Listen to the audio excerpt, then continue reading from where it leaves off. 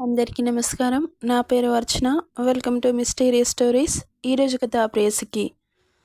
Karan already విషయం తెలుసుకొని ఈ దేశం వదిలి పారిపోవడానికి రెడీ అయ్యాడు.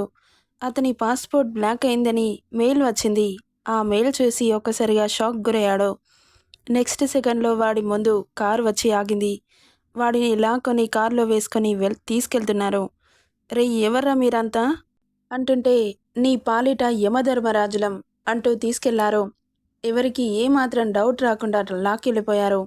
సీనియర్ డాక్టర్స్ అందరినీ లాక్కొచ్చి కాళ్ళు చేతులు కట్టేసి ఎర్రటి ఎండలో బాంబే రోడ్ల మీద పడేశారు. హర్షిత్ అప్పటికే కమిషనర్తో మాట్లాడి ఆ రోడ్ని బ్లాక్ చేయించాడు. నాకు 24 అవర్స్ ఈ రోడ్ కావాలి. ఏం జరిగినా మీరు జోక్యం చేసుకోవడానికి వీల్లేదు. ఆ ప్లేస్ అంతా చాలా రద్దీగా ఉంటుంది. ఆ ప్లేస్ని ఒక్కసారిగా బ్లాక్ చేసేసరికి ఏం జరిగిందోనని చాలా ఎగ్జైటింగ్గా చూస్తూ ఉన్నారు. 15 మందిని అలా పడేసేసరికి వీళ్ళు పలానా హాస్పిటల్ డాక్టర్స్ కదా, ఎవరు వీళ్ళని ఇలా పడేశారు అని అనుకుంటుంటే ఎదురుగా చూస్తున్న దృశ్యానికి ఒక్కసారిగా షాక్కు గురయ్యారు. అక్కడున్న వాళ్ళంతా పెద్ద మానిటర్లో వీళ్ళు చేసిన దుర్మార్గాలు షో వస్తుంటే గుడ్లు పెద్దవి చేసుకుని చూస్తున్నారు. అక్కడ దుర్మార్గం దాష్టికాలు చూస్తున్న వాళ్ళ కళ్ళు కోపంతో బగబగ మండిపోతున్నాయి. అప్పటికే సమాజంలో ఇలాంటివన్నీ ఎక్కువ అవుతున్నా వాళ్ళని ఏం చేయలేని సిచ్యువేషన్లో ఉన్నామని బాధపడుతున్న సమయంలో ఇలా ఎదురుగా చూస్తున్న దృశ్యానికి కోపం కట్టలు తెంచుకుంది. చూస్తున్న వాళ్ళందరి చేతిలో ఏదుంటే అది విసిరి కొట్టడానికి రెడీ అయ్యారు. అంతలో ఒక కారు వచ్చి ఆగింది. 15 మంది ఆ రాస్కెల్స్ ఒక కారు తప్ప ఆ విశాలమైన రోడ్లో ఇంకేమీ లేదు. చూస్తున్నారు ఎవరా అని. ఒక్కసారిగా కార్ డోర్ ఓపెన్ అయింది. 6 అడుగులకి ఎక్కువ ఉన్న cutout, black colour t-shirt, ash colour సూట్లో ఉన్న అతన్ని అలాగే చూస్తూ ఉండిపోయారు. కళ్ళకున్న షేడ్స్ తీసి షర్టుకు తగిలిస్తూ ఆకలితో ఉన్న సింహం కళ్ళు ఎలా ఉంటాయో అంత చురుగ్గా ఉన్నాయి. ఇక ఒక్కో అడుగు వేసుకుంటూ ఫుల్ యాటిట్యూడ్తో వాళ్ళ ముందుకొచ్చి అతని కోసం అరేంజ్ చేసిన చైర్లో క్రాస్ లెగ్స్ వేస్తూ కూర్చున్నాడు. అతని ఫేస్ కోపంతో ఎర్ర సముద్రాన్ని తలపిస్తోంది. ప్రతి పార్ట్ కసితో కదులుతున్నాయి. ఎప్పుడెప్పుడు నా కొడుకులని కసి తీరే వరకు నరకం చూపించి పైకి పంపించాలని అనిపించినా కష్టంగా కోపాన్ని కంట్రోల్ చేసుకుంటూ చూస్తున్న వాళ్ళందరి మీద ఒక లుక్కేశాడు. అందరూ కోపంతో రగిలిపోతున్నారు.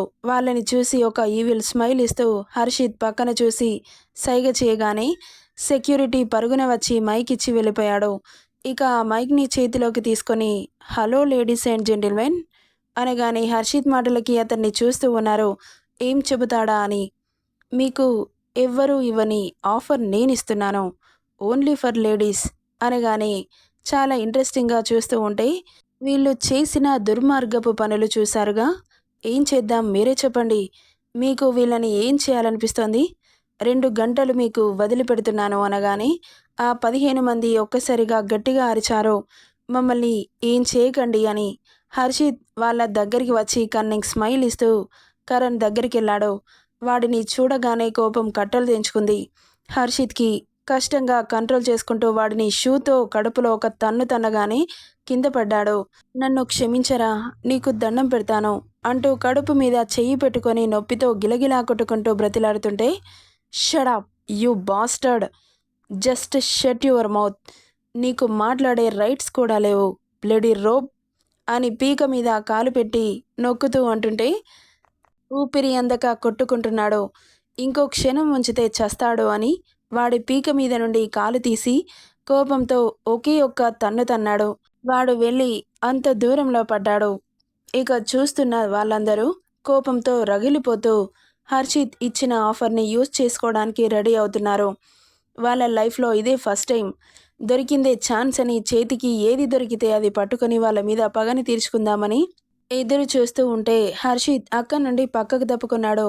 మీకు ఎంతసేపు కావాలనిపిస్తే అంతసేపు వాళ్ళ మీద కోపాన్ని తీర్చుకోండి, బట్ వాళ్ళు చావకూడదు అనగానే కొట్టడానికి ఎత్తిన చేతులని చూసి 1 సెకండ్ అన్నాడు. ఆశ్చర్యంగా చూస్తూ ఉన్నారు. నెక్స్ట్ మినిట్లో ఒక కారు హర్షిత్ పక్కన వచ్చి ఆగింది. విచిత్రంగా చూస్తూ ఉన్నారు. చుట్టూ 1,000 మంది ఉన్నారు. ఏం జరుగుతుందా అని సినిమా చూసినట్లు చూస్తూ ఉన్నారు. కారులో నుండి దిగింది ఆరోహి. అసలేం జరుగుతుందో ఏం అర్థం కావట్లేదు ఆమెకి. హర్షిత్ ఫ్యామిలీ మెంబర్స్ మొత్తం అక్కడికి చేరుకున్నారు. విత్ ఆనంద్ భార్య Shweta family, Harshit whole family, Akshay చదివిన కాలేజ్ వాళ్ళు, వాళ్ళ వల్ల ఎంతమంది కుటుంబాలు ఆడపిల్లలు వాళ్ళ దాష్టికానికి బలయ్యారో అందరి ఫ్యామిలీ మెంబర్స్ని పిలిపించాడు హర్షిత్. వాళ్ళని చూస్తుంటే వాళ్ళ కామవాంఛలకు బలైన కుటుంబాల తల్లిదండ్రుల రక్తం మరిగిపోతోంది. ఎప్పుడెప్పుడు తమ కూతుర్లు పడ్డ బాధ ఆ నా కొడుకులకి చూపించాలని కసిగా అనుకుంటుంటే కారులో నుండి దిగిన ఆరోహికి ఏం అర్థం కాలేదు.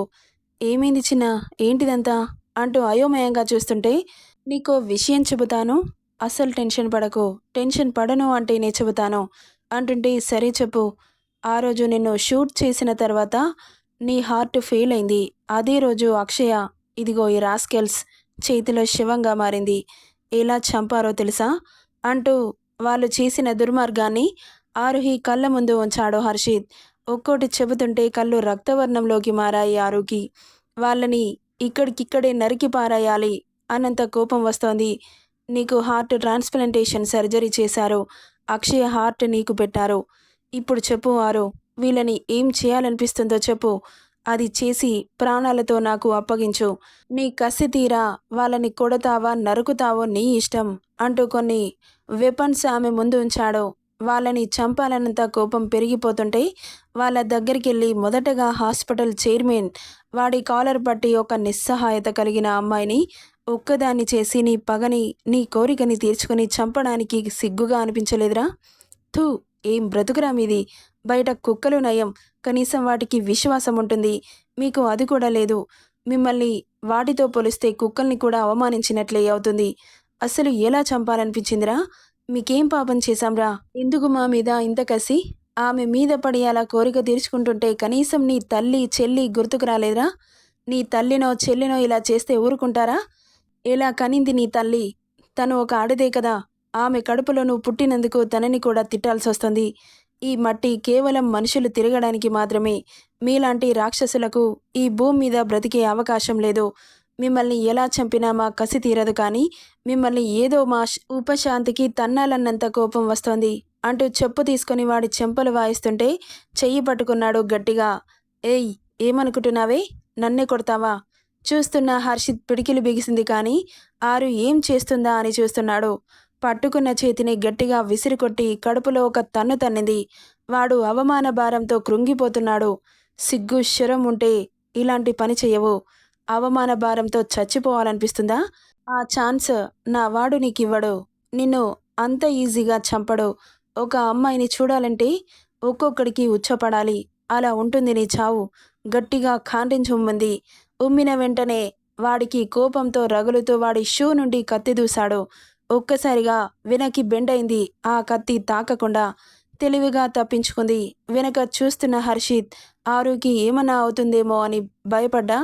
తర్వాత తను తప్పించుకోవడం చూసి శభాష్ శివంగి అనుకున్నాడు.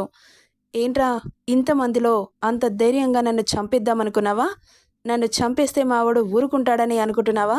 నెక్స్ట్ సెకండ్లో అతి క్రూరంగా చంపి పాతరేస్తాడు అంటూ కత్తిని తీసి వాడి గొంతు దగ్గర పెట్టి నొక్కుతూ ఉంది.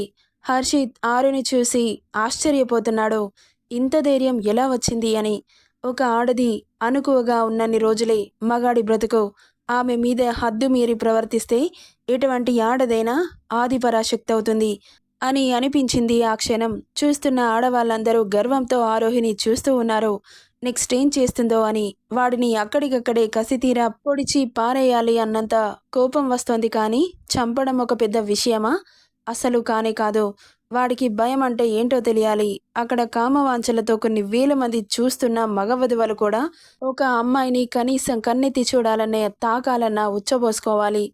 ఇక పక్కన తలదిప్పి చూసింది. కరణ్ కనబడ్డాడు. వాడిని చూడగానే సర్రుమని పెరిగింది బీపీ. ఇక వాడిని చేరి వాడి జుట్టు పట్టి షర్టు పట్టి అందరి ముందు చింపి అవతల పడేసింది. అలా వేయగానే వాడు ఒంటిని కప్పుకుంటూ షేమ్గా ఫీల్ అవుతున్నాడు. వాడిని చూస్తున్న ఆమె కళ్ళు అగ్నిగుండాలైతే, నీ ఒంటి మీద కేవలం నీ షర్టు తీసేస్తేనే నీకు సిగ్గుగా అనిపిస్తోంది. ఒక ఆడదాని ఒంటి మీద నూలు పోగు లేకుండా చేశారా? అప్పుడు ఆమెకు ఎలా ఉంటుంది? ఛీ, నువ్వసలు మనిషివా లేక రాక్షసుడువా? తూ, ఎలా పుట్టావురా? మంచి మర్యాద మానం అభిమానం ఏం లేవురా? ఒక అమ్మాయిని నమ్మించి పెళ్లి చేసుకుంటానని చెప్పి కసాయి వాళ్ళకి వదిలి నువ్వు ఆ పందుల గుంపులో కలిసి ఒక అమ్మాయిని నీచాతి నీచంగా, క్రూరాతి క్రూరంగా 15 మంది క్రూర మృగాలు ఒకేసారి ఒక అమ్మాయి మీద పడి రాక్షసంగా, కర్కశంగా అమ్మాయిని పీక్క తింటుంటే మీకేమనిపించలేదరా? ఎందుకు పుడతార్రా మీలాంటి వెర్రి నా కొడుకులు? మీలాంటి వాళ్ళ వల్లే ఒక ఆడది ఒంటరిగా బయట తిరగాలంటేనే భయపడుతోంది. కొన్ని వేల మంది కామాంధుల కళ్ళ మధ్య తిరుగుతూ వాడి కోరికకి బలవుతోంది. ఒక ఆడది లేకపోతే మీకు బ్రతుకులెక్కడివి? మీ జీవితాలకి, మీ పుట్టుకకు కారణమే మేము. అలాంటిది మమ్మల్ని ఈ భూమి మీద లేకుండా చేస్తున్నారు. మాతృదేవో భవ అని మొదటగా స్త్రీని గౌరవించమన్నారు. కానీ మీరేం చేస్తున్నారు? అతి దారుణంగా స్త్రీ అన్న పదాన్ని నామరూపం లేకుండా చేస్తున్నారు. ఇంకో 10 ఏళ్ళు ఇలా సాగితే ఆడది అన్న పదాన్ని గిన్నీస్ బుక్లో వెతుక్కోవాల్సి వస్తుంది. ఆడది అంటే ఇలా ఉంటుందా అని మ్యూజియంలో చూడాల్సొస్తుంది. మన పురాణంలో రావణాసురుడు అని రాక్షసుడు లోకమాత అయిన సీతమ్మ తల్లిని ఎత్తుకెళ్లాడని కోతులతో కలిసి వాడి సామ్రాజ్యాన్ని తగలబెట్టాడు. శ్రీరామచంద్రుడు ఆ రామాయణాన్ని విని ఏం నేర్చుకున్నారు? ఒక ఆడదాని కొంగు లాగినందుకే 18 లక్షల మందిని పిచ్చి కుక్కల్ని కొట్టినట్టు కొట్టాడు శ్రీకృష్ణుడు. మహాభారతాన్ని చూసి ఏం నేర్చుకున్నారు? అందులో ఉన్న నీతి తప్ప అన్నీ నేర్చుకున్నారు. ఆడదాన్ని ఎత్తుకెళ్లడం, చీరలాగి ఆమె మానాన్ని దోచుకోవడం, ఇదే కదా నేర్చుకుంది. మన దేశం ఎన్నో దేశాలకు ఆదర్శం. మనకు తప్ప ఈ ప్రపంచానికి ఎన్నో నేర్పించింది. మనకు మాత్రం ఏం నేర్పించలేకపోయింది. ఒక ఆడదాని మీద కన్ను చెయ్యి పడితే ఆ పడ్డ కన్నుని, చెయ్యిని అక్కడికక్కడే నరికి పారేయాలి. ఇక్కడున్న ఆడవాళ్ళందరికీ చెబుతున్నా, ఒక్కొక్కడు మనల్ని కన్నెత్తి చూడాలని, మన గురించి మాట్లాడాలన్నా వాడికి 7 లోకాలు కనబడేలా చావును పరిచయం చేద్దాం. మీ హ్యాండ్ బ్యాగ్లో మేకప్ కిట్కి బదులు ఒక కత్తిని పెట్టుకోండి. మీ భుజం మీద పడ్డ చేతిని అక్కడికక్కడే నరికి వాడి చేతిలో పెట్టండి. ఇంకా ఎక్కువ చేస్తే వాడికి మగదనం లేకుండా చేయండి. అప్పుడు ఏ సెక్షన్లు అడ్డొస్తాయో, ఏ కోర్టులు అడ్డొస్తాయో, ఏ మగ సంఘాలు అడ్డొస్తాయో చూద్దాం. ఆడది తిరగబడనంత వరకే మీరు ప్రాణాలతో ఉంటారు. వన్స్ మేము తిరగబడితే ఒక్కొక్కడు ఊపిరి పీల్చుకోవడానికి కూడా గజగజ వణికిపోవాలి అని ఆవేశంతో, ఆగ్రహంతో చెబుతున్న ఆరోహిని చూస్తుంటే ఆ 15 మందికి అక్షయ కనబడుతోంది. మొట్టమొదటిసారిగా ఆడదాన్ని చూస్తే భయమేస్తోంది వాళ్ళకి. అసలు ఎందుకు ముట్టుకున్నామా అని అప్పుడు అనిపించింది. కానీ చేతులు కాలాక ఆకులు పట్టుకుంటే ఏం లాభం? వాళ్ళ చావు వాళ్ళకి కళ్ళకి కట్టినట్లు చూపిస్తుంటే వాళ్ళందరికీ భయంతో చెమటలు పట్టేస్తున్నాయి. ఆరుకి కోపం పెరిగిపోతోంది. ఇంకొక క్షణం కూడా వీడు బ్రతకడానికి వీల్లేదు అని కరణ్ చెయ్యి పట్టి గట్టిగా వెనక్కి మెలిపెడుతుంటే గావు కేక పెడుతున్నాడు. అక్కడ చూస్తున్న ఆడవాళ్ళు, శబాష్, మేము చేసే పనిని నువ్వు చేస్తున్నావు బేటీ అనుకుంటే అందులో కొంతమంది మగవాళ్ళకి భయంతో చెమటలు పట్టేస్తున్నాయి. మిగతా వారు ఆరు ధైర్యానికి మెచ్చుకుంటున్నారు. ఇక వాడి చెయ్యి పూర్తిగా విరగ్గొట్టి వాడి గుండెల మీద ఒక తన్ను తన్నగానే వెనక్కి అలాగే పడిపోయాడు. నెక్స్ట్ సీనియర్ డాక్టర్స్ దగ్గరికి వచ్చి నిలబడింది. హ్యాండ్స్ ఫోల్డ్ చేసుకొని అలాగే చూస్తూ కళ్ళల్లో నుండి నీరు ప్రవాహంలా వస్తుంటే అక్కడే కూలబడిపోయింది. హర్షిత్ తనకి ఏమైందోనని పరుగున వెళ్తుంటే ఆగు అన్నట్లు చెయ్యి చూపించింది. ఇక డాక్టర్స్ వంక చూస్తూ, మీరు ఒక గొప్ప స్థాయిలో ఉన్నారు. ఒక ప్రాణాన్ని కాపాడేవారే కానీ తీసేవారు కాదు అని మేము నమ్మాం.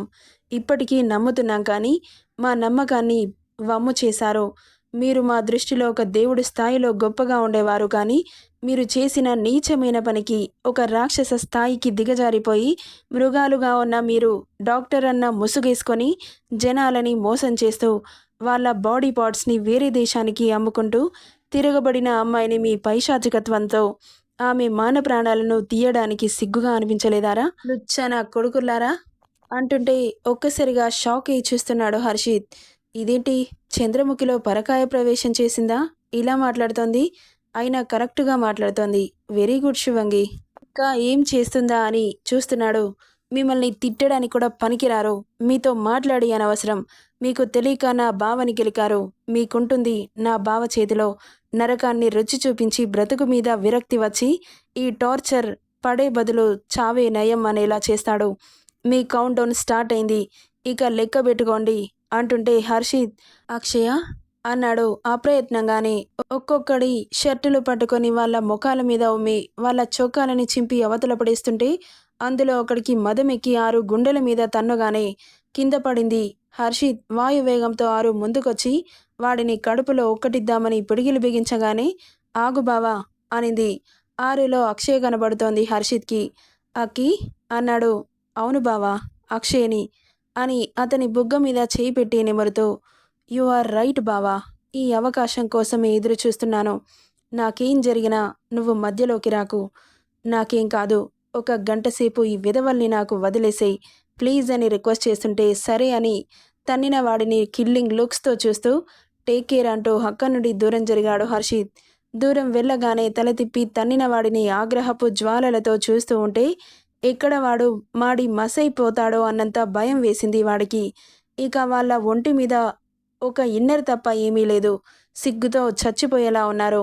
క్షణంలో అక్కడి నుండి లేచి వాడి గుండెల మీద కాలు పెట్టి చిటికేసి, ఇలా చేశాను అన్న ప్రాయశ్చిత్తం ఇంకా కలగట్లేదా? నీ కళ్ళల్లో కించిత్ బాధ కూడా కనిపించట్లేదు. పురుష అహంకారం తలకెక్కి పొగరుగా ఆడది అంటే అంత చీపుగా కనబడుతుందా? మరి రోజు రాత్రి దాని పక్కలో పడుకుంటావు కదా, నీ కోరిక తీరడానికి ఆడది కావాల్సొచ్చిందా? నీకు అంత బలుపుంటే ఆడదాన్ని ఎందుకు తాకుతున్నావు? అలాంటప్పుడు ముట్టుకోకూడదు అంటే అవసరానికి పెళ్ళాం కావాలి, నీకు తిండి పెట్టడానికి తల్లి కావాలి, నీ అవసరాలు తీర్చడానికి ఒక ఆడది కావాలి. పొద్దున లేచిన తీరు రాత్రి పడుకునే వరకు ఆడది లేకుంటే మీరు బ్రతకగలుగుతారా అంటూ వేలు పెట్టి అందరినీ చూపిస్తుంటే మగాళ్ళు తలదించుకున్నారు. మీ జీవితాలలో ఆడది అన్న పదం లేకుండా బ్రతకండి, ఎలా బ్రతుకుతారో మేము చూస్తాం అంటూ ఆమె ఇండెక్స్ ఫింగర్కి ఉన్న నెయిల్ షార్ప్గా ఉండడంతో ఏ వెపన్స్ అవసరం లేదు అన్నట్లు వాడి గుండెల మీద పెట్టి గట్టిగా నొక్కుతూ ఉంటే వాడి గుండె లోపలికి దూసుకెళ్ళి రక్తం బొటబొట కారుతుంటే నొప్పికి కోపంతో ఆరు పీక పట్టుకోవడానికి రెడీ అవుతుంటే ఇంకో చేతి వాడి పీక పట్టుకొని గట్టిగా నొక్కుతూ ఉంటే శ్వాస అందక ఉక్కిరిబిక్కిరవుతున్నాడు. మీ బలం ముందు మా బలం సరిపోదేనే కదరా, మీకు ఇంత బలుపు?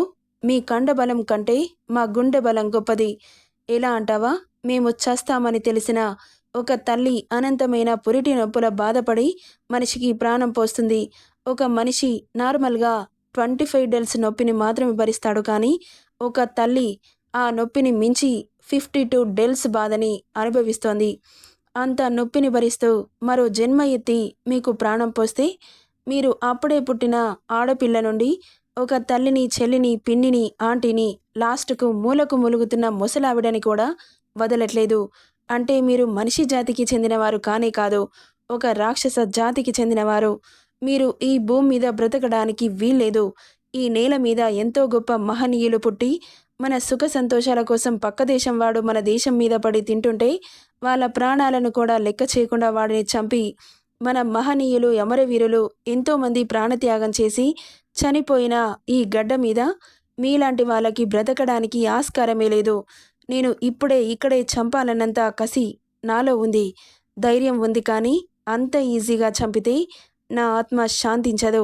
మిమ్మల్ని ఈ బాంబే రోడ్ల మీద కుక్కను కొట్టినట్లు కొట్టి మీ అంతలో మీరే చచ్చిపోవడానికి ప్రయత్నాలు చేసేలా చంపేస్తాం అంటూ వాడిని కాలుతో తన్నుతూ ఇష్టం వచ్చినట్లు కొట్టి రక్తం వచ్చేటట్లు గుద్దుతూ పిడికిలు బిగించి వాడి మూతి మీద ఒక పంచి ఇవ్వగానే వాడు పల్లిరాలి బయటపడ్డాయి. నొప్పికి గిలగిలా కొట్టేసుకుంటున్నాడు.